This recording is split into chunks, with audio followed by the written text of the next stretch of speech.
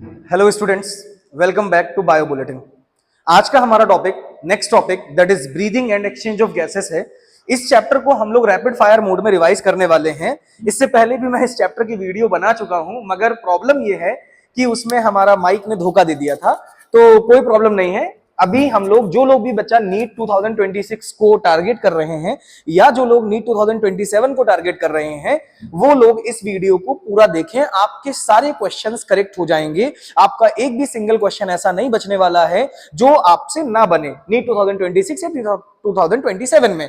सबसे पहले देखो, मैं आपको वीडियो को पूरा देखने से पहले ये बताना चाहता हूं कि इस चैप्टर में हम लोग क्या क्या कवर अप करेंगे और इस चैप्टर में हम लोग क्या क्या देखने वाले हैं। देखो बच्चा, breathing and exchange of gases में बड़ा ही सिंपल साधारण सा चैप्टर है और इसमें what is breathing, what is respiration, what is the difference between breathing, what is the difference between respiration या what are the steps of respiration, ये सारी बकवास बातें मैं नहीं करने वाला।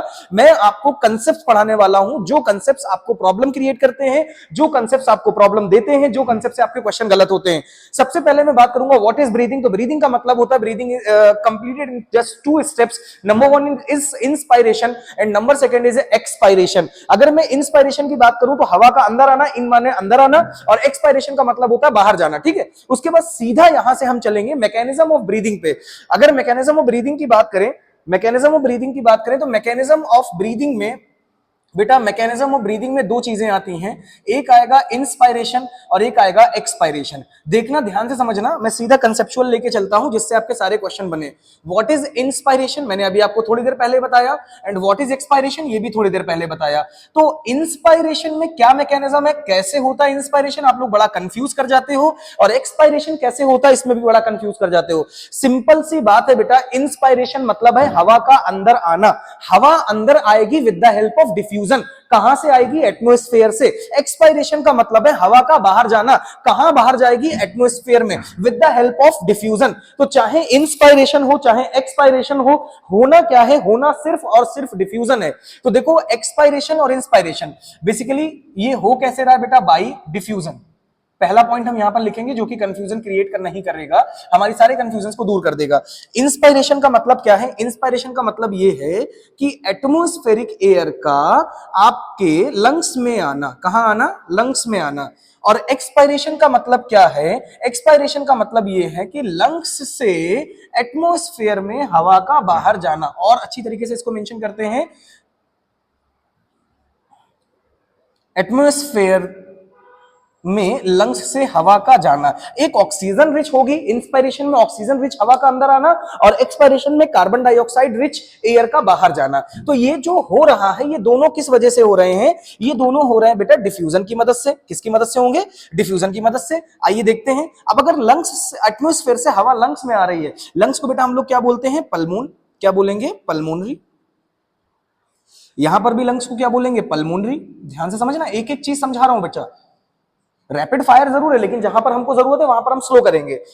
तो एटमॉस्फेयर से अगर हवा लंग्स में आ रही, दैट मींस एटमॉस्फेरिक प्रेशर क्या होगा? ज्यादा। और लंग्स का मतलब पल्मोनरी प्रेशर क्या होगा? तो पल्मोनरी प्रेशर हो जाएगा कम। अगर लंग्स से एटमॉस्फेयर में जा रही है, मतलब यहां पर पल्मोनरी प्रेशर क्या होना चाहिए? ज्यादा, और एटमॉस्फेरिक प्रेशर क्या होना चाहिए? कम। अब ये बताओ, ये कंपैरेटिव टर्म्स है। क्या आप में, हम में किसी में ये ताकत है कि हम एटमॉस्फेरिक प्रेशर को कम ज्यादा कर ले? नहीं, वो अपना फिक्स्ड है। वो अपना क्या है बेटा? 1 atm प्रेशर जो है फिक्स्ड है। तो आपको चेंज किसको करना पड़ेगा? पल्मोनरी प्रेशर को चेंज करना पड़ेगा। मतलब ड्यूरिंग इंस्पायरेशन पल्मोनरी प्रेशर क्या चाहिए अपने को? कम, और ड्यूरिंग एक्सपायरेशन पल्मोनरी प्रेशर क्या चाहिए? ज्यादा। मतलब हमें हमारा टारगेट मिल गया कि इंस्पायरेशन में हमें पल्मोनरी प्रेशर क्या चाहिए? कम, और एक्सपायरेशन में हमें पल्मोनरी प्रेशर क्या चाहिए? ज्यादा। That's it. अब मुद्दा यह है, हमारे एक चाचा है जिनका नाम है बॉयल्स चाचा। क्या नाम है? बॉयल्स चाचा। केमिस्ट्री में जब आप स्टोइचियोमेट्री पढ़ते हैं तो वहां पर आपने बॉयल्स का नाम सुना होगा। बॉयल्स लॉ क्या कहता है? तो बॉयल्स लॉ ये कहता है बेटा कि प्रेशर को अगर आपको चेंज करना है तो आप प्रेशर को डायरेक्टली ऑल्टर नहीं कर सकते हैं, आपको चेंज करना पड़ेगा वॉल्यूम। और प्रेशर और वॉल्यूम एक दूसरे के इनवर्सली प्रोपोर्शनल होते हैं। कैसे होते हैं बेटा? Inversely proportional. इनवर्सली प्रोपोर्शनल का मतलब यह हुआ कि अगर आप वॉल्यूम को इंक्रीज करोगे तो प्रेशर कम होगा, और अगर वॉल्यूम को डिक्रीज करोगे तो प्रेशर ज्यादा होगा। बस आप प्रेशर अंदर का लंग्स का नहीं, क्योंकि lungs are enclosed in an air tight anatomical chamber. इसके चारों तरफ डोर्सल साइड में वर्टिब्रल कॉलम है, लेटरल साइड में रिब्स है, और एंटीरियो पोस्टीरियर एक्सिस में आपके पास आपका डायाफ्राग्म है। क्या है बेटा? डायाफ्राग्म। याद रहेगा, ठीक है। उसके बाद रिब्स हो गई, स्टर्नम सामने आ जाती है आपकी, तो आपको थोरेसिक वॉल्यूम को चेंज करना पड़ेगा। अगर आपको पल्मोनरी प्रेशर को कम करना है तो pressure is inversely proportional to the volume. मतलब अगर पल्मोनरी प्रेशर कम चाहिए, दैट मींस आपको देखो प्रॉब्लम की तरफ से चलो, सॉल्यूशन की तरफ से मत चलो, तो आपको पल्मोनरी वॉल्यूम क्या लगेगा बेटा, ज्यादा। क्या लगेगा, ज्यादा। अब पल्मोनरी वॉल्यूम कैसे ज्यादा होगा, तो पल्मोनरी वॉल्यूम ज्यादा कैसे होगा, तो पल्मोनरी वॉल्यूम ज्यादा होने का तरीका क्या है कि आप थोरेसिक वॉल्यूम को कर दो ज्यादा।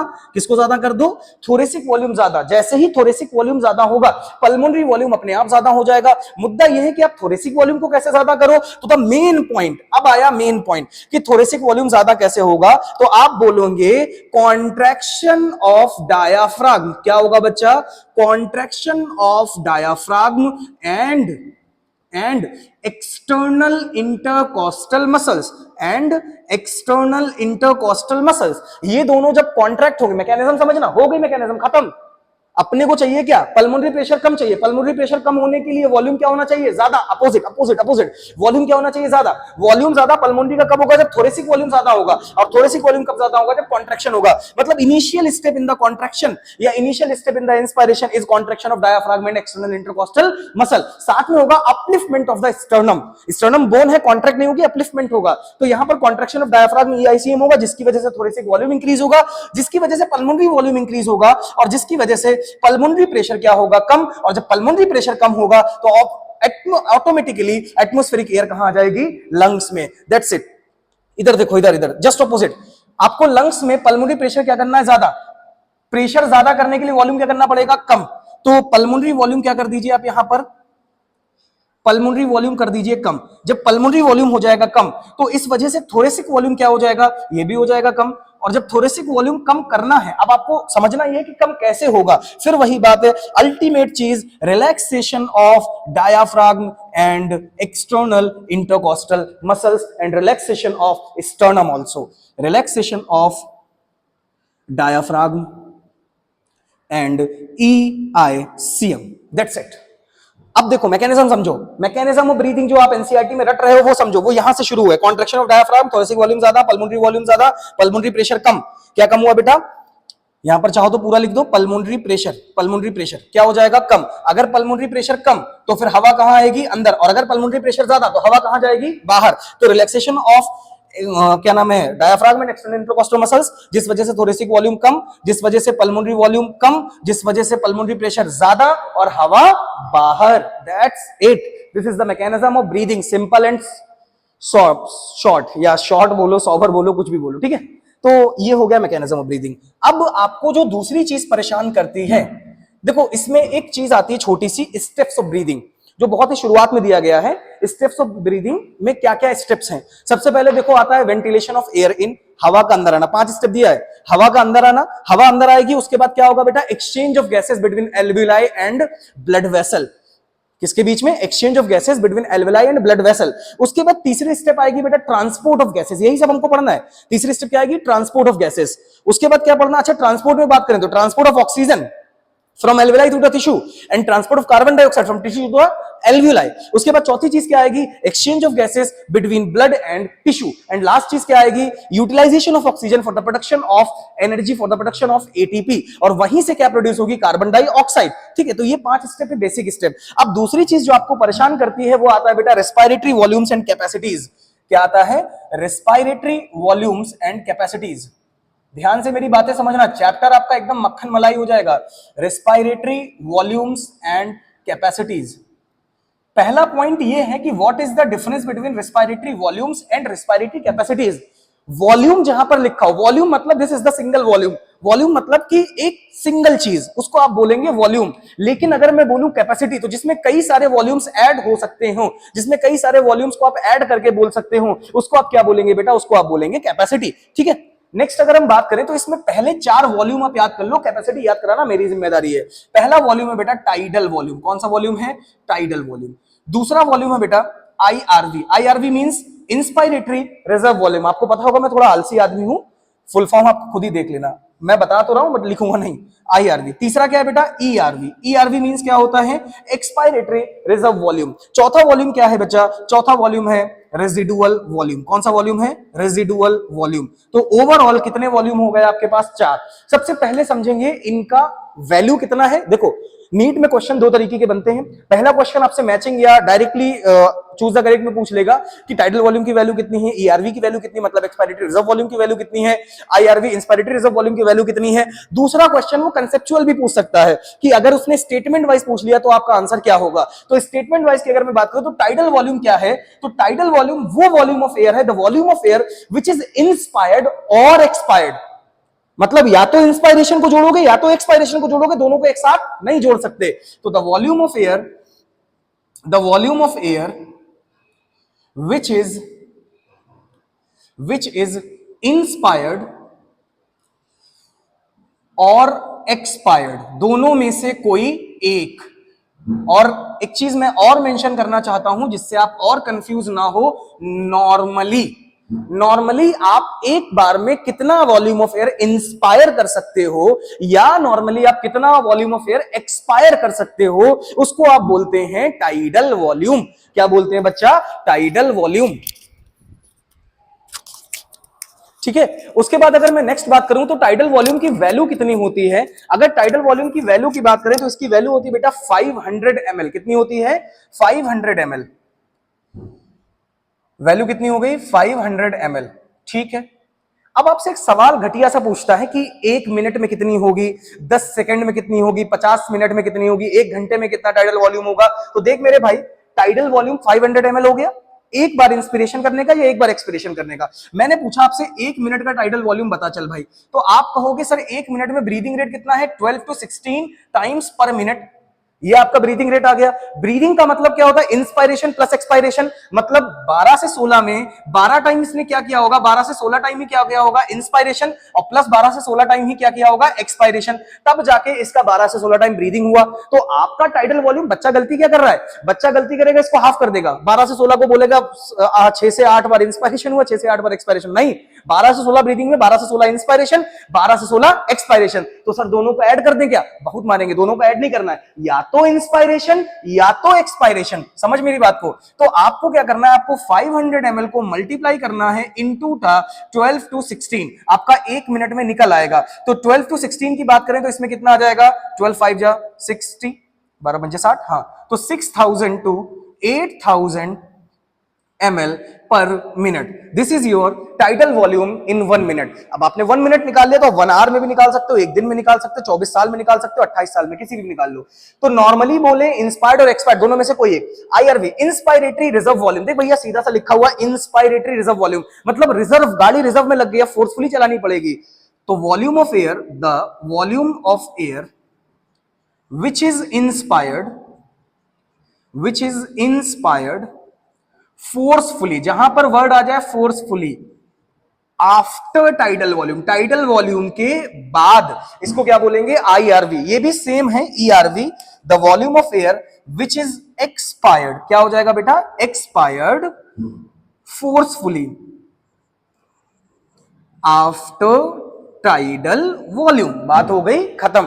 ठीक, अब दोनों की वैल्यू देखते हैं। आईआरवी की अगर मैं बात करूं, आईआरवी की अगर मैं बात करूं तो इसकी वैल्यू होती है बेटा 2500 से 3000, मतलब 2500 to 3000 ml पर टाइम। मतलब एक बार में इतना आप इनहेल या एक्सहेल कर सकते हो। ईआरवी की वैल्यू थोड़ी देर बाद बताता हूं, ये चलो अभी बता देता हूं, वरना तुम कहोगे सर को याद नहीं थी, फिर सर ने देख के बताया। 1000 से 1100 ml। ठीक है, 1000 से 1100 ml। अब बात आती है रेजिडुअल वॉल्यूम। देखो रेजिडुअल वॉल्यूम वो वॉल्यूम ऑफ एयर है जिसको आप चाह के भी बाहर नहीं निकाल सकते। रेजिडुअल, इंग्लिश रेजिडुअल, रेजिडू माने होता है बचा हुआ। तो ऐसा वॉल्यूम ऑफ एयर जो आपके अंदर बचा हुआ है, मतलब आपके लंग्स में बचा हुआ है और जिसको कभी आप बाहर नहीं निकाल सकते, इसको आप क्या बोलेंगे? Residual volume. Residual volume, the volume of air, the volume of air which always remains in the lungs, remains in the lungs, जो लंग्स में हमेशा रहता है, और अगर ये लंग्स से बाहर निकला किसी भी वजह से, एक्सीडेंट की वजह से, पंक्चर की वजह से, तो आप मर जाएंगे, आप सांस नहीं ले पाएंगे। इसका वैल्यू होता है बेटा, इसका वैल्यू होता है 1100 से 1200 ml, जो आपके लंग्स में हमेशा हमेशा रहता है। अब सवाल ये है बेटा, जब भी देखो हम कैलकुलेशन करते हैं तो हम हायर वैल्यू लेते हैं। हायर वैल्यू लेने का मतलब इसकी वैल्यू कितनी थी 500, उसको उधर इसलिए लिखा था कि आप कैलकुलेशन में आसानी मिल सके। हायर वैल्यू लेंगे मतलब इसकी 500 लेंगे, इसका 2500, इसका 3000 लेंगे, इसका 1100 लेंगे, इसका 1200 लेंगे। मुद्दा यह है कि आप कंफ्यूज हो जाओगे ईआरवी और आरवी की वैल्यू में कि कौन 1100 थी कौन 1200 थी। सीधी सी बात है भाई, जो चीज आपको अपने पास बचानी होती है वो ज्यादा होगी, तो बचाने वाली कौन है, रेजिडुअल वॉल्यूम ज्यादा होगी, और बाहर निकालने वाली कौन है, ईआरवी, तो ये कम हो जाएगी। ठीक है, अब ध्यान से देख बच्चा, इसके लिए एक ट्रिक है सारी वैल्यू को याद रखने के लिए। ओ तेरी, ठीक, सबसे ज्यादा कौन है, आईआरवी, उससे कम कौन है, रेजिडुअल वॉल्यूम, उससे कम कौन है, ईआरवी, और सबसे कम कौन है, टाइडल वॉल्यूम। टाइडल वॉल्यूम कितना है 500, ईआरवी कितना है 1100, आरवी कितना है 1200, और आईआरवी सॉरी रेजिडुअल वॉल्यूम कितना है 1200, आईआरवी कितना है 3000। तो ये हो गया आपका कहानी खत्म। अब यहां पर देखो जरा, इसका स्क्रीनशॉट ले लो बेटा, स्क्रीनशॉट ले लो तो चीजें आपकी क्लियर हो जाएंगी। हाँ, तो अभी हम देख रहे थे रेस्पिरेटरी वॉल्यूम्स एंड कैपेसिटीज, आप लोगों ने स्क्रीनशॉट ले लिया होगा। अभी हमने चारों वॉल्यूम देखे, सीधा सीधा वैल्यू याद रख लो। ट्रिक मैंने आपको ऑलरेडी बता दी, कंफ्यूज होने की जरूरत नहीं। जब भी आप भूलते हो तो दिमाग से निकला ओ तेरी क्या था यार, भूल गया मैं, तो ऐसे करके आपको याद आ जाना चाहिए। ठीक है, अब अपने को देखना है कि ये जो कैपेसिटीज हैं, रेस्पिरेटरी कैपेसिटीज जिनको हम बोलते हैं, तो ये जो रेस्पिरेटरी कैपेसिटीज हैं ये बहुत आसान है बेटा, इसको कंफ्यूज करके पढ़ाया या पढ़ा जाता है। इसमें देखो, अगर आपको वॉल्यूम याद होगा तो कैपेसिटी बड़ी आसान है। जैसे पहली कैपेसिटी है बेटा फंक्शनल रेजिडुअल कैपेसिटी। क्या है, functional residual capacity. Functional residual capacity का मतलब है कि जब आपके लंग्स नॉर्मल फंक्शन कर रहे हैं तो उस दौरान लंग्स में नॉर्मल स्टेट में, अभी नॉर्मल स्टेट में, जब आप हाफ हाफ के सांस नहीं निकाल रहे हो, जब आपने ईआरवी बाहर नहीं किया है, तो उस दौरान आपके लंग्स में कौन कौन सी वॉल्यूम्स हैं। वॉल्यूम्स को कौन कौन सी बोल दिया, मतलब क्या हो गया, कैपेसिटी। तो फंक्शनल रेजिडुअल कैपेसिटी, ये बताओ अभी नॉर्मली आपने ईआरवी बाहर निकाला कि अंदर है, आपके लंग्स के अंदर है, रेजिडुअल वॉल्यूम तो हमेशा लंग्स के अंदर रहेगा, तो यही हो जाएगी आपकी एफआरसी, मतलब ईआरवी प्लस आरवी। क्या बेटा, ईआरवी प्लस आरवी, ये दोनों बन जाएंगे आपके एफआरसी। क्या बन जाएंगे, एफआरसी। एफआरसी का मतलब है जब लंग्स नॉर्मल फंक्शन कर रहे हैं तब लंग्स में क्या क्या है, तो भैया आरवी तो हमेशा है, साथ में नॉर्मली कौन है, ईआरवी। जब आपने ईआरवी निकाल दी तब क्या बचा, आरवी, तो एफआरसी बराबर हो जाएगा ईआरवी प्लस आरवी। मतलब ईआरवी की वैल्यू कितनी होती है 1100, आरवी की वैल्यू कितनी होती है 1200, मतलब ये कितना आ गया बेटा 2300 ml। Clear, that's it. अच्छा, अगला है बेटा वाइटल कैपेसिटी। क्या है, अच्छा दो और है, एक है इंस्पायरेटरी कैपेसिटी और दूसरा है एक्सपायरेटरी कैपेसिटी। सीधी सी बात है, कह रहा है कि आपकी बाइक नॉर्मली कितना चल जाती है, इतना चल जाती है, फिर बोल रहा है अगर आप रिजर्व लगाओ, फोर्सफुली चलाओ तो कितना चल जाती है, तो आपने कहा इतना चल जाती है, तो टोटल आपकी बाइक कितना चल सकती है। सेम यही है कि नॉर्मली और फोर्सफुली दोनों मिला के आपकी कितनी कैपेसिटी है सांस लेने की, तो इंस्पायरेटरी कैपेसिटी क्या कहलाएगी बेटा, टीवी प्लस आईआरवी, और एक्सपायरेटरी कैपेसिटी कितनी कहलाएगी, टीवी प्लस ईआरवी। ये तो दोनों बड़े आसान हो गए।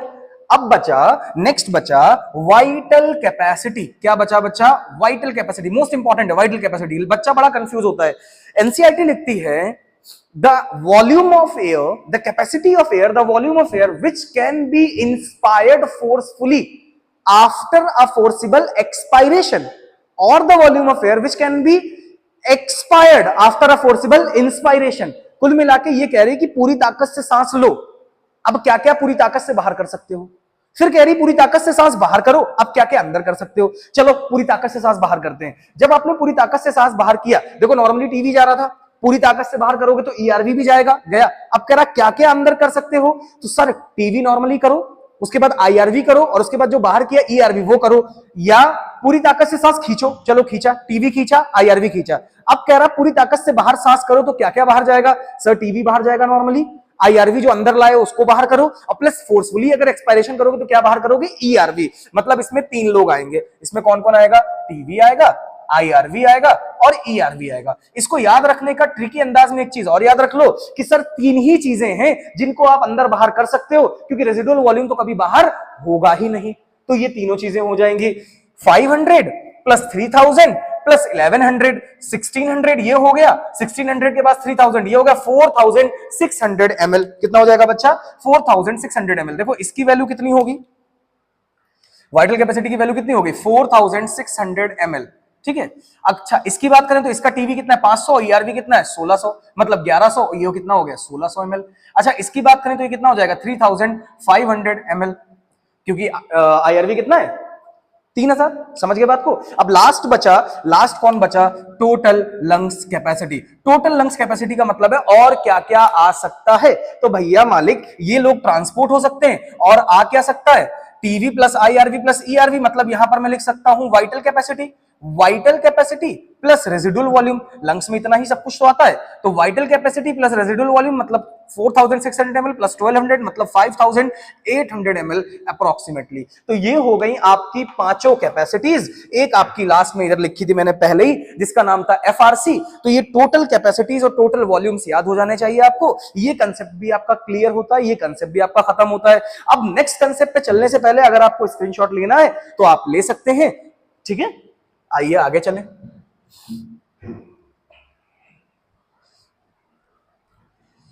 तो इतनी सारी चीजें बेटा हम लोगों ने देखी, ध्यान से देखो, कोई भी डाउट रहे कमेंट सेक्शन में कमेंट करिएगा, मैं जरूर उसका रिप्लाई दूंगा बेटा। एक्टिवली मैं रिप्लाई देता हूं, आपके जो भी कमेंट्स आते हैं मैं उनका रिप्लाई देने की पूरी कोशिश करता हूं। और बाकी आप टेलीग्राम ग्रुप में भी हैं, इसके नोट्स मैं टेलीग्राम ग्रुप पे प्रोवाइड कर दूंगा। अगर आप लोग टेलीग्राम से नहीं ऐड हैं तो आप टेलीग्राम की लिंक मेरे चैनल पर दी गई है, आप वहां से जुड़ जाएं। उसमें जो है आपको क्विजेस, उसमें क्वेश्चंस, उसमें आपको सारे डिस्कशन, सारी चीजें आपको वहीं पर अवेलेबल हो जाएंगी बेटा। ठीक है, तो ये रहा आपका रेस्पिरेटरी वॉल्यूम्स एंड कैपेसिटीज की कहानी।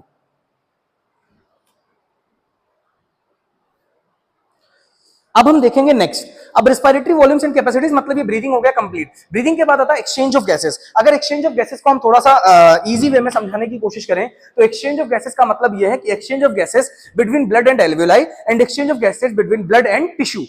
जब ब्लड एंड एल्वियोलाई की बात होगी या ब्लड एंड टिश्यू की बात होगी तो यहीं पर एक्सचेंज ऑफ गैसेस होगा। सबसे पहले ब्लड और एल्वियोलाई की बात करें तो ब्लड और एल्वियोलाई एक्सचेंज ऑफ गैसेस में 3 लेयर होती हैं, ध्यान रखना।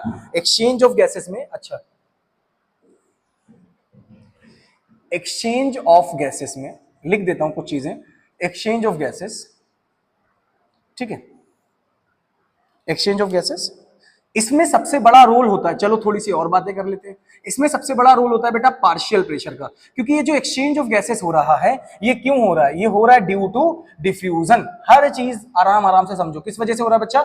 Due to diffusion. तो डिफ्यूजन की वजह से हो रहा है, तो एक्सचेंज ऑफ गैसेस किस डिफ्यूजन की वजह से हो रहा है। डिफ्यूजन किस बेसिस पर होगा? प्रेशर की वजह से। लेकिन ब्लड में गैसेस या कहीं भी गैसेस हमारी कैसी मिक्स्ड है, तो मिक्स्ड में जब प्रेशर कैलकुलेट करते हो तो उसी को हम बोलते हैं पार्शियल प्रेशर। मतलब in a group of gases in a vessel अगर कई सारी गैसेस हैं तो उसमें टोटल प्रेशर आ रहा होगा, फिर उसमें एक गैस का कितना प्रेशर है, मतलब ग्रुप ऑफ गैसेस में अ सिंगल गैस का कितना प्रेशर आ रहा है, उसी को हम बोलेंगे पार्शियल प्रेशर। तो वो पार्शियल प्रेशर कहलाएगा। अच्छा पार्शियल प्रेशर की बात करें तो बड़ा आपको हेडेक होता है, पार्शियल प्रेशर कैसे याद करो? बड़ा ही आसान तरीका आपको बताएंगे, ऐसा बताएंगे जिंदगी भर आप नहीं बोलोगे, आपके बच्चे यही बोलते हुए पैदा होंगे। ठीक, सबसे पहले देखो हमारे पास क्या है? एटमॉस्फेयर है। उसके बाद एटमॉस्फेयर से हवा कहां आएगी? मतलब गैसेस ऑक्सीजन कहां आएंगे? एल्वियोलाई में। एल्वियोलाई से कहां जाएगी? थोड़ा इसको इधर जगह कवर अप करते हुए चले। सबसे पहले एटमॉस्फेयर, एटमॉस्फेयर से कहां बेटा? एल्वियोलाई। एल्वियोलाई से कहां? ब्लड में। कौन से ब्लड में? डीऑक्सीजनेटेड ब्लड में। अगर मैं ऑक्सीजन की बात करूं तो ऑक्सीजन पहले कहां जाएगी? डीऑक्सीजनेटेड ब्लड में। डीऑक्सीजनेटेड ब्लड से फिर कहां जाएगी? टिश्यू में। मतलब डीऑक्सीजनेटेड ब्लड में जब ऑक्सीजन जाएगी तो यही ब्लड कन्वर्ट हो जाएगा किसमें? ऑक्सीजनेटेड ब्लड में। अब ये ऑक्सीजनेटेड ब्लड से कहां जाएगी? टिश्यू में जाएगी। और टिश्यू क्या प्रोड्यूस करता है? Carbon dioxide. ये कार्बन डाइऑक्साइड कहां डालेगा? Oxygenated blood. और ये ऑक्सीजनेटेड ब्लड किसमें कन्वर्ट हो जाएगा? Deoxygenated blood. और डीऑक्सीजनेटेड ब्लड से कहां जाएगी? एल्वियोलाई में। और एल्वियोलाई से कहां जाएगी? एटमॉस्फेयर में। बहुत सारा बच्चा ये कंफ्यूज करता है कि हमारी बॉडी में दो अलग अलग ब्लड बह रहे हैं। नहीं बेटा, ब्लड एक ही है।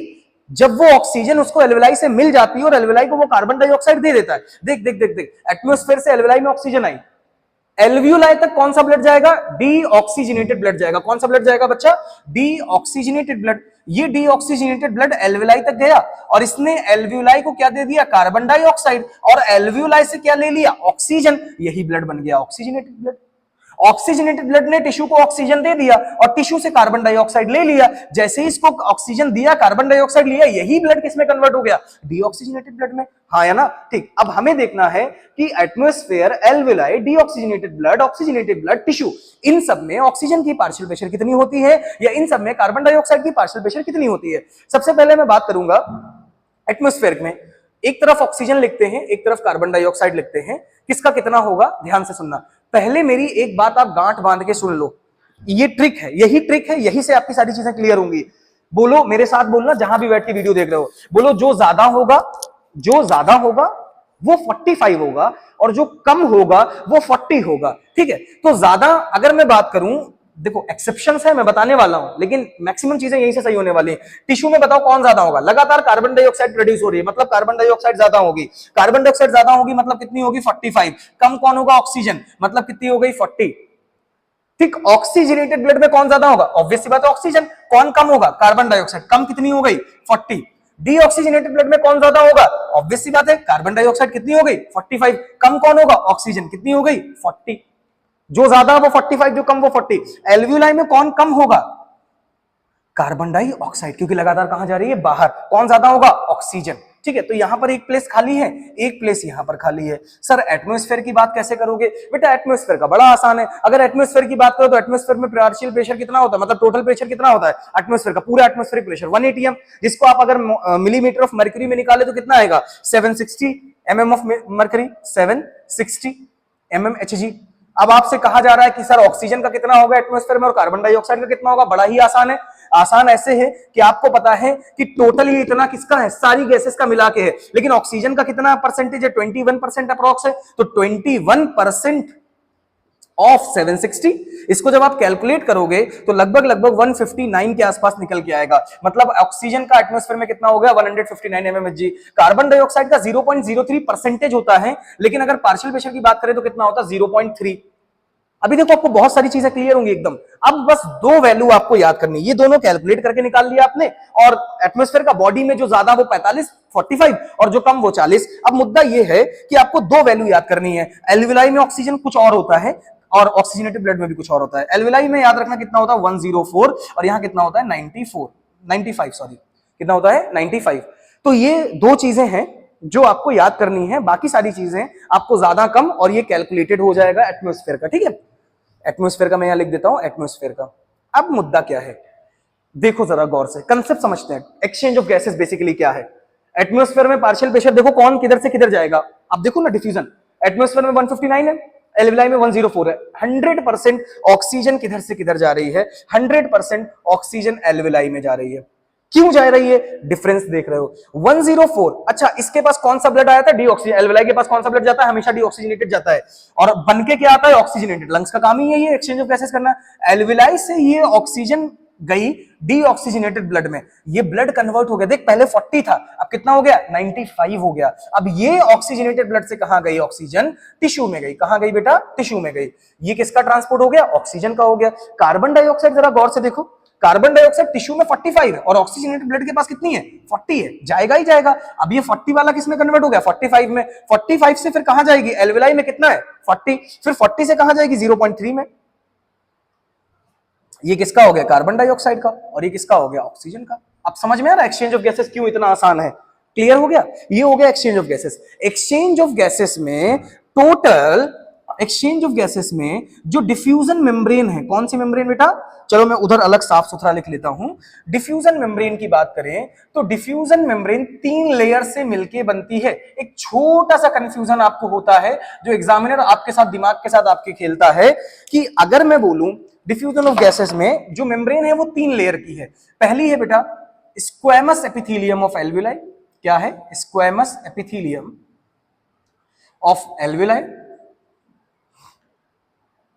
Of alveoli. दूसरा है बेटा, तीसरी लेयर जो है वो है endothelium of blood capillary, endothelium of blood capillary. Capillaries में ही ब्लड वेसल इकलौती ब्लड वेसल कैपिलरीज ही हैं जो डिफ्यूजन करती हैं, एक्सचेंज करती हैं। तीसरी बेटा आ जाएगी इन दोनों के बीच में बेसमेंट मेम्ब्रेन, ठीक है। ये आ गई बेसमेंट मेम्ब्रेन, और इन तीनों की थिकनेस 1 मिलीमीटर से कम होती है, लेस देन 1 मिलीमीटर। क्वेश्चन ये नहीं था, कंफ्यूजन ये नहीं था, ये तो आप भी याद कर सकते थे। कंफ्यूजन ये हो सकता है या ये करा दे, मैंने अपने क्वेश्चन जो बनाता हूं उसमें मैं करा देता हूं। अब मैंने क्वेश्चन पूछा for oxygen sequence of diffusion membrane बताई फॉर ऑक्सीजन, तो ऑक्सीजन कहां से कहां आ रही है, स्क्वेमस एल्विलाई से ब्लड में जा रही है, तो उसके लिए ये हो जाएगा ऑक्सीजन के लिए कि पहले वो स्क्वेमस एपिथेलियम को क्रॉस करेगी, उसके बाद बेसमेंट मेम्ब्रेन, उसके बाद एंडोथेलियम, ब्लड कैपिलरी। लेकिन अगर मैं बोलूं फॉर कार्बन डाइऑक्साइड, तो कार्बन डाइऑक्साइड के लिए ये हो जाएगी, क्योंकि कार्बन डाइऑक्साइड ब्लड से एल्विलाई में जा रही है। समझ पा रहे हो बात को? कार्बन डाइऑक्साइड कहां जा रही है, ब्लड से एल्विलाई में जा रही है, और ऑक्सीजन कहां से कहां जा रही है, एल्विलाई से ब्लड में। तो दोनों का सीक्वेंस चेंज हो जाएगा, लेयर वही रहेंगी। अब फिर आती है factors affecting diffusion of gases. तो फैक्टर्स अफेक्टिंग में बेटा थिकनेस ऑफ मेम्ब्रेन होती है। मेम्ब्रेन जितनी ज्यादा पतली होगी डिफ्यूजन उतना तेज होगा।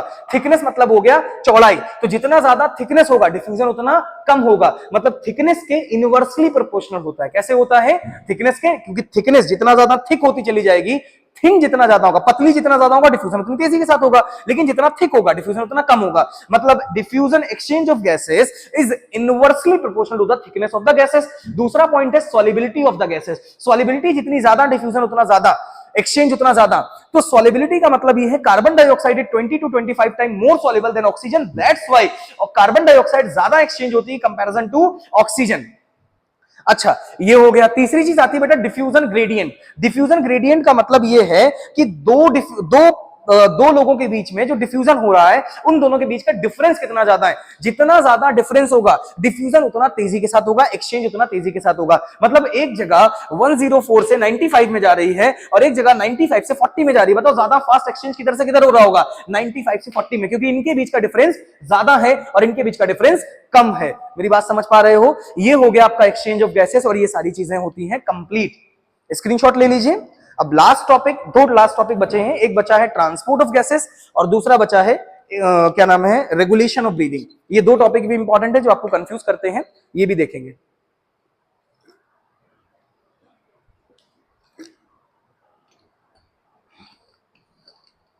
कोई भी डाउट रहे आराम से बोलिए, कोई दिक्कत नहीं। आप लोगों को क्लियर है ना सारी चीजें? ओके। अब हम पढ़ने वाले हैं बच्चा ट्रांसपोर्ट ऑफ गैसेस।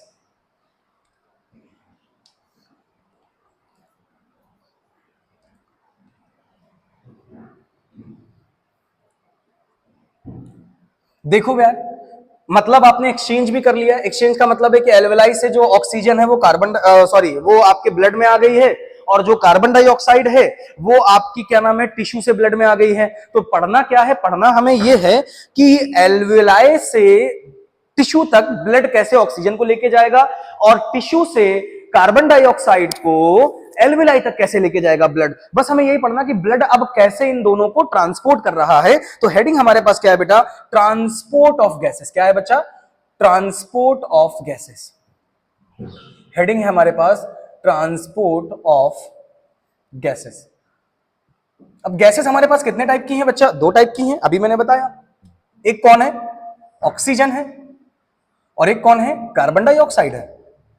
सबसे पहले बेसिक सी चीजें हम देखेंगे कि ऑक्सीजन कितने तरीके से ट्रांसपोर्ट होती है। तो ऑक्सीजन दो तरीके से ट्रांसपोर्ट होती है, 97% और 3%। परसेंटेज याद रखना। 97 की बात करें तो 97% इसको लेके जाता है haemoglobin in the form of oxy haemoglobin. किस फॉर्म में लेके जाता है? Oxy haemoglobin. ऑक्सी हीमोग्लोबिन की अगर मैं बात करूं तो इसका फॉर्मूला क्या होता है? Hb4O8।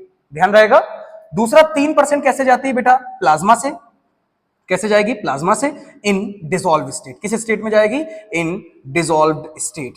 ध्यान रखना बच्चा, 97% ध्यान रखना, 3% अपने आप ध्यान हो जाएगा। सेम मैं बात करूं कार्बन डाइऑक्साइड की। कार्बन डाइऑक्साइड कितने तरीके से ट्रांसपोर्ट होती है? तो कार्बन डाइऑक्साइड 3 तरीके से ट्रांसपोर्ट होती है। सबसे पहले 20 to 25%, उसके बाद 7%, और उसके बाद मैक्सिमम जो होती है वो 72% के अप्रॉक्स, या सही डेटा अकॉर्डिंग टू एनसीईआरटी चल लो, सही डेटा तो 72% ही है, 70 से 72%। ठीक है, तो सारे ही सही डाटा हो। ठीक है, अगर मैं 20 to 25% की बात करें तो इसको भी लेके जाता है haemoglobin as carbamino haemoglobin. किस फॉर्म में लेके जाता है बेटा? Carbamino haemoglobin. हीमोग्लोबिन किस फॉर्म में लेके जाएगा? दोबारा बोलो, carbamino haemoglobin. Carbamino haemoglobin. यहां से हमें एक बात पता चली कि कार्बा एमाइनो हीमोग्लोबिन मतलब जो कार्बन डाइऑक्साइड है वो हीमोग्लोबिन के अमाइन ग्रुप पे जुड़ती है। किस ग्रुप पे जुड़ेगी? अमाइन ग्रुप पे। 7% फिर वही बात, डिसॉल्व स्टेट थ्रू प्लाज्मा। अच्छा, 70 to 72% मैक्सिमम और वेरी इंपॉर्टेंट, दोनों बातें हमें इसी के लिए पढ़नी है। सबसे ज्यादा मतलब मेरा फोकस यही रहेगा। 70 to 72% एज बाइकार्बोनेट आयन। कई बार आपसे सवाल पूछा जाता है, कई बार पूछा जाता है कि कैसे जाता। अच्छा, एक और टिपिकल सवाल यहां पे मैं आपसे पूछूं, आपसे क्वेश्चन पूछे, एक सेकंड मैं कंप्लीट लिख दूं पहले, डिसॉल्व स्टेट थ्रू प्लाज्मा। आपसे क्वेश्चन ये पूछे कि बताओ बेटा प्लाज्मा से डिसॉल्व स्टेट में कार्बन डाइऑक्साइड कितने परसेंट जाती है, तो आपका आंसर होगा 7%। It's just simple. Question change, question ये पूछे कि साहब प्लाज्मा से कार्बन डाइऑक्साइड कितने परसेंट जाती है, अब आंसर क्या होगा?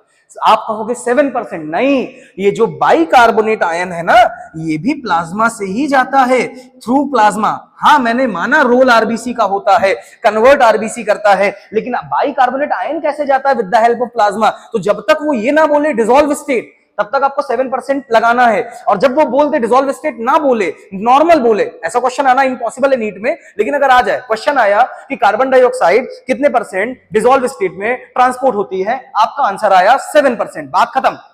उसने क्वेश्चन घुमाया और क्वेश्चन पूछा कि कार्बन डाइऑक्साइड प्लाज्मा से टोटल कितने परसेंट ट्रांसपोर्ट होती है, तो ये 70%, 72% प्लस 7% सब कोई, दोनों ही प्लाज्मा से ट्रांसपोर्ट हो रही हैं। समझ गए बात को? अब देखो, मुद्दा यह है कि 97% हीमोग्लोबिन, पहले हम ऑक्सीजन की थोड़ी सी बातें करेंगे, फिर कार्बन डाइऑक्साइड की। देखो, ऑक्सीजन की अगर मैं बात करूं तो ऑक्सीजन जो है, ऑक्सीजन को बाइंड करने वाला कौन है? हीमोग्लोबिन। तो हम हीमोग्लोबिन की बात करते हैं। अब हीमोग्लोबिन के स्ट्रक्चर पे हम बात नहीं करेंगे, उसकी रिंग वगैरह, पायरोल रिंग वगैरह, वो सब हम नहीं बात करने वाले। हम सिंपल सी छोटी सी बातें करने वाले। एक हीमोग्लोबिन के पास 4 आयरन एटम होते हैं। कितने आयरन एटम होते हैं? 4। एक ऑक्सीजन को, 1 ऑक्सीजन मॉलिक्यूल जो है, ये बाइंड करने के लिए कितना आयरन एटम चाहिए होता है? 1 चाहिए होता है। तो 4 आयरन एटम कितने ऑक्सीजन को बाइंड करेंगे? थोड़ा सा इसको घुमा के लिखें तो कंफ्यूज नहीं होंगे। एक आयरन एटम कितने ऑक्सीजन को बाइंड करता है? 1 को। तो 4 कितने को बाइंड करेंगे? बोलो ना यार, 4 को बाइंड करेंगे। इसीलिए फॉर्मूला है Hb4O8। ये 4O2 4 जा 8 कर दोगे। समझ गए बात को? ठीक है। अच्छा, अब बात करेंगे कि 1 ग्राम हीमोग्लोबिन कितने ऑक्सीजन को कैरी कर सकता है? 1 ग्राम हीमोग्लोबिन, तो 1 ग्राम हीमोग्लोबिन कैरी करता है 1.34 ml ऑफ ऑक्सीजन। ये नंबर में आ गया, ये अमाउंट में आ गया। तो फिर आपसे पूछा गया कि 100 ml ऑक्सीजनेटेड ब्लड, अगर हम 100% सैचुरेशन मान लें ऑक्सीजन की, तो बताओ कितने ml ऑक्सीजन कैरी करेगा? तो आपका थोड़ा सा कंफ्यूजन हुआ। तो 100 ml कितना करेगा हमें नहीं पता, लेकिन हमने को ये पता है कि सर 100 ml ऑक्सीजनेटेड ब्लड या किसी भी ब्लड में बात करें तो 12 से 16 ग्राम क्या होता है? हीमोग्लोबिन का अमाउंट होता है। कितना होता है? 12 से 16 ग्राम। अब 1 ग्राम हीमोग्लोबिन 1.34 ml ऑक्सीजन कैरी कर रहा है, तो 12 से 16 ग्राम कितना कैरी करेगा? तो आपने ऑन एन एवरेज लिया 1.34 ml इंटू 15 ग्राम। जब इसका 15 ग्राम लिया तो अप्रोक्सीमेटली वैल्यू कितनी आई? 20 ml अप्रोक्स। तो यानी 100 ml ऑक्सीजनेटेड ब्लड कितनी ऑक्सीजन को कैरी करता है? 20 ml को। बात यही खत्म नहीं हुई। अब मैं बात करूंगा, ये तो हो गया कैरी करना कि 100 ml ऑक्सीजनेटेड ब्लड में 20 ml ऑक्सीजन कैरी है, 20 ml ऑक्सीजन है, ठीक है। मुद्दा यह है डिलीवर कितना करेगा? डिलीवरी कितनी होगी? तो डिलीवरी 2 तरीके की है। अगर नॉर्मल सिचुएशन है, कौन सी सिचुएशन है बेटा? नॉर्मल। और एक है स्ट्रेनस कंडीशन, स्ट्रेनस बोल लो या एक्सरसाइज बोल लो। यहां से भी सवाल आपके गलत कराए हैं एनटीए ने, एक्सरसाइज बोल लो। तो क्या होगा? तो देखो, जैसे ही उसने बोला नॉर्मल सिचुएशन में डिलीवरी करनी है, तो नॉर्मल सिचुएशन में ब्लड, ऑक्सीजनेटेड ब्लड जब टिश्यू के पास जाता है तो अपना सिर्फ 25% डिलीवर करता है। कितना डिलीवर करता है? 25%। 20 का 25% निकालोगे कितना आएगा बच्चा? 5 ml। ध्यान रखना, नॉर्मल कंडीशन में 100 ml of oxygenated blood tissue को कितनी ऑक्सीजन डिलीवर करता है? आंसर होगा 5 ml। कैरी कितनी करता है? 20 ml। डिलीवर कितनी करेगा? 5 ml। वहीं पर अगर स्ट्रेनस एक्सरसाइज कर रहे हो, हाई वर्कआउट कर रहे हो, तो उस दौरान आपकी मसल्स को, आपकी बॉडी को ज्यादा ऑक्सीजन की डिमांड होगी। इस दौरान 100 ml ऑक्सीजनेटेड ब्लड 75% डिलीवर कर देता है। और 75% का मतलब क्या होगा? 15 ml ऑफ ऑक्सीजन। क्वेश्चन यहां से बड़े खतरनाक आते हैं। आपसे पूछेगा बताओ कि नॉर्मल सिचुएशन में नॉर्मली हमारा ऑक्सीजनेटेड ब्लड टिश्यू को कितने ml ऑक्सीजन डिलीवर कर सकता है? 100 ml ब्लड। तो आपने कहा 5 ml। Question change, 1 litre of oxygenated blood normally हमारे टिश्यू को कितना ब्लड ऑक्सीजन डिलीवर करता है? तो आपने कहा सर 100 ml अगर 5 ml कर रहा था तो 1 लीटर मतलब 1000 ml मतलब 50 ml करेगा। क्वेश्चन चेंज, स्ट्रेनस कंडीशन में 1 litre of oxygenated blood tissue को कितना ऑक्सीजन डिलीवर करेगा? तो आपने कहा सर 100 ml 15 ml कर रहा था, तो नॉर्मल सिचुएशन की बजाय स्ट्रेनस सिचुएशन है, तो स्ट्रेनस में कितना करेगा? 150 ml। और ये आया हुआ क्वेश्चन है एम्स का कि स्ट्रेनस सिचुएशन में 1 लीटर ऑफ ऑक्सीजनेटेड ब्लड कितना ब्लड डिलीवर करेगा टिश्यू को? तो आप कहेंगे 75% करेगा। बात हो गई खत्म। 100 ml जो है वो 20 ml कैरी करता है, तो 15 ml डिलीवर कर रहा है, तो 1 लीटर कितना करेगा? 150 ml। ये हो गया ऑक्सीजन की कहानी के बारे में। अमाउंट हो गया, नंबर हो गया, सारी चीजें डिलीवरी हो गई, सारी चीजें कंप्लीट। अब मैं थोड़ी सी बात करना चाहता हूं ऑक्सीजन डिसोसिएशन कर्व पर। क्या मैं कर लूं? चलो पहले कार्बन डाइऑक्साइड खत्म करते हैं। बेटा ये दोनों तो आसान हो गए, मैंने ये थ्रू प्लाज्मा बता दिया। अब कार्बन डाइऑक्साइड के ट्रांसपोर्ट पर जो सबसे बड़ा दिक्कत है वो है बाइकार्बोनेट आयन। इस बाइकार्बोनेट आयन को ट्रांसपोर्ट कराने के लिए एक एंजाइम रिक्वायर्ड है। कौन एंजाइम? एंजाइम बड़ा ही इंपॉर्टेंट है। एंजाइम बायोमोलिक्यूल में भी मैंने बातें करी है कि जिसका कॉपी नंबर, जिसका टर्नओवर नंबर सबसे ज्यादा है 350 लाख पर मिनट। ठीक है, तो एंजाइम का नाम है बच्चा कार्बोनिक। अब तक तो तुम्हें नाम याद आ जाना चाहिए था। क्या नाम है बच्चा? Carbonic anhydrase. क्या नाम है? Carbonic anhydrase. यहां से भी क्वेश्चन कंफ्यूज किया जाता है कि बताओ कार्बोनिक एनहाइड्रेज कहां ज्यादा होगा? तो कार्बोनिक एनहाइड्रेज मैक्सिमम कहां होता है? मैक्सिमम होता है आरबीसी के अंदर, आरबीसी के पास। थोड़ा बहुत some amount also present in plasma. अगर आपके पास एक ही ऑप्शन आपको चूज करना है कि बताओ कार्बोनिक एनहाइड्रेज कहां होगा, और आपके पास एक ही ऑप्शन है आरबीसी या प्लाज्मा, दोनों में से एक को चूज करना है, तो आंसर होगा आरबीसी। लेकिन ओनली आरबीसी लिखा हुआ मिल जाए तो ये हो जाएगा गलत। ओनली आरबीसी में नहीं, आरबीसी में मैक्सिमम अमाउंट में, लेकिन थोड़ा बहुत कहां है बच्चा? प्लाज्मा में भी है। ठीक, ये हो गया एंजाइम की बात है। Carbonic anhydrase, RBC. अब मुद्दा यह है कि ये बाइकार्बोनेट आयन का मैकेनिज्म क्या है, कैसे क्या होता है। तो यहां पर मैंने बनाया, सोचो मैंने मान लिया कि यहां पर जो है हमारा टिश्यू है। क्या है? टिश्यू है। किसी को कोई इश्यू तो नहीं है? ये हमारा टिश्यू आ गया, और मैंने यहां पर मान लिया कि ये हमारी एल्वियोलाई है। क्या है बच्चा? एल्वियोलाई है। ध्यान से देखना, क्या आ गई है? हमारी एल्वियोलाई। और यहां पर हमने बना दी, यहां पर हमने बना दिया ब्लड सर्कुलेटरी सिस्टम की ब्लड वेसल्स बना दी। क्या बना दी बेटा? Blood vessel. इस ब्लड वेसल में क्या बह रहा है? ऑब्वियस सी बात है, ब्लड वेसल के अंदर ब्लड होगा। ठीक, इसी ब्लड के अंदर मैंने यहां पर एक आरबीसी बनाई। क्या बनाई? आरबीसी। बाइकॉन्केव शेप की होती है। यहां पर भी मैंने वही आरबीसी शो कर दी, दूसरी आरबीसी शो कर दी। बेसिकली एक आरबीसी मैंने एल्वेलाई की साइड शो कर दी और एक आरबीसी मैंने टिश्यू की साइड शो कर दी। ये कौन आ गई? आपकी आरबीसी। ये यहां पर कौन आ गई? आपकी आरबीसी। ठीक है, ठीक। अब देखिए होगा क्या, टिश्यू लगातार क्या प्रोड्यूस कर रहा है? तो टिश्यू लगातार प्रोड्यूस कर रहा है कार्बन डाइऑक्साइड। क्या प्रोड्यूस कर रहा है? Carbon dioxide. ये कार्बन डाइऑक्साइड डिफ्यूज होकर आ जाएगी प्लाज्मा में। कहां आ जाएगी? प्लाज्मा में। 7% तो डिसॉल्व होकर चली गई, बढ़िया, इधर आई, टिश्यू तक चली गई, कोई दिक्कत नहीं। अब बात आई 25% की, तो 25% यहां पर आई, 20 to 25% ये आई, हीमोग्लोबिन से जुड़ी और कार्बामाइनो हीमोग्लोबिन बना ली, और बात हो गया खत्म। यही कार्बामाइनो हीमोग्लोबिन यहां पहुंच गया, कोई दिक्कत किसी को नहीं। ठीक, मुद्दा है ये जो 70% आ रहा है इसका, 70 से 72% जो आ रहा है इसकी बात करते हैं हम। तो देखो ध्यान से, जैसे ही ये कार्बन डाइऑक्साइड 70% इस आरबीसी के अंदर आएगी तो ये होगी कार्बन डाइऑक्साइड के फॉर्म में। डिफ्यूजन ऑफ वाटर हो रहा है आरबीसी के अंदर, ये वाटर से रिएक्ट करेगी in the presence of carbonic anhydrase. किसकी प्रेजेंस में बेटा? In the presence of carbonic anhydrase, और ये बना लेगी H2CO3, कार्बोनिक एसिड बनाएगी। क्या बनाएगी बेटा? Carbonic acid, H2CO3। ये H2CO3 क्योंकि कार्बोनिक एनहाइड्रेज इतना ज्यादा अमाउंट में वहां प्रेजेंट है, ये रिएक्शन रिवर्सिबल है, तो ये H2CO3 कन्वर्ट हो जाएगा into H plus and HCO3 minus, मतलब बाइकार्बोनेट आयन। सर आप तो पढ़ा रहे थे बाइकार्बोनेट प्लाज्मा के थ्रू ट्रांसपोर्ट होता है, और यहां तो आरबीसी के अंदर बन रहा है। शांत, जैसे ही ये आयन बनेगा, क्योंकि ये इतना ज्यादा रिएक्टिव है कार्बोनिक एनहाइड्रेज, ये इसको फिर से कन्वर्ट ना कर दे, इसलिए SCO3- आ जाएगा बाहर। बाहर मतलब कहां? प्लाज्मा में। ये आ गया SCO3- बाहर। प्लाज्मा में भी है कार्बोनिक एनहाइड्रेज बट कम है। SCO3- बाहर आया। अब एक बात बताओ, आरबीसी से एक आयन बाहर गया तो दूसरा आयन अंदर जाना चाहिए, और इस आयन का नाम होगा बेटा Cl-। क्या नाम होगा? Cl-।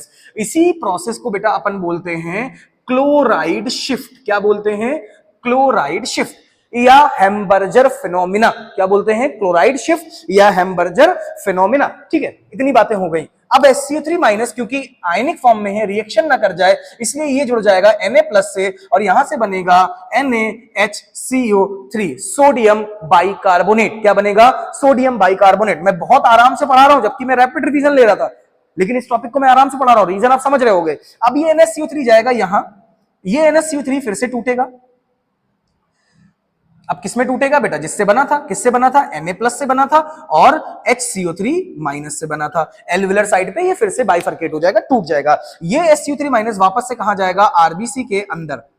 जैसे ही ये आरबीसी के अंदर जाएगा, तो जो SCO3- जब आरबीसी से बाहर निकला था तो कोई अंदर गया था, अब जब ये अंदर वापस से गया तो कोई बाहर निकलेगा। कौन बाहर निकलेगा? Cl-। और इसी प्रोसेस को आप बोलोगे रिवर्स क्लोराइड शिफ्ट। क्या बोलोगे? Reverse chloride shift. मेरी बात ध्यान से सुनना, क्लोराइड शिफ्ट को तो हैम्बर्गर फिनोमेना बोल रहे हो क्योंकि उस साइंटिस्ट का नाम है, लेकिन क्या रिवर्स क्लोराइड शिफ्ट को आप रिवर्स हैम्बर्गर फिनोमेना बोल सकते हो? नहीं बोल सकते हो। हाँ या ना? ठीक है। SCO3- फिर से रिएक्ट करेगा H+ से, और यहां पर बन जाएगा H2CO3। ये H2CO3 फिर से टूटेगा इनटू H2O प्लस CO2, और ये CO2 चली जाएगी एल्विलाई के पास।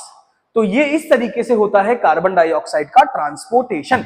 ये थी बात कार्बन डाइऑक्साइड के ट्रांसपोर्टेशन की थी, ये थी बात ऑक्सीजन की। अब ऑक्सी हीमोग्लोबिन कर्व तो मैं आपको सुन लो।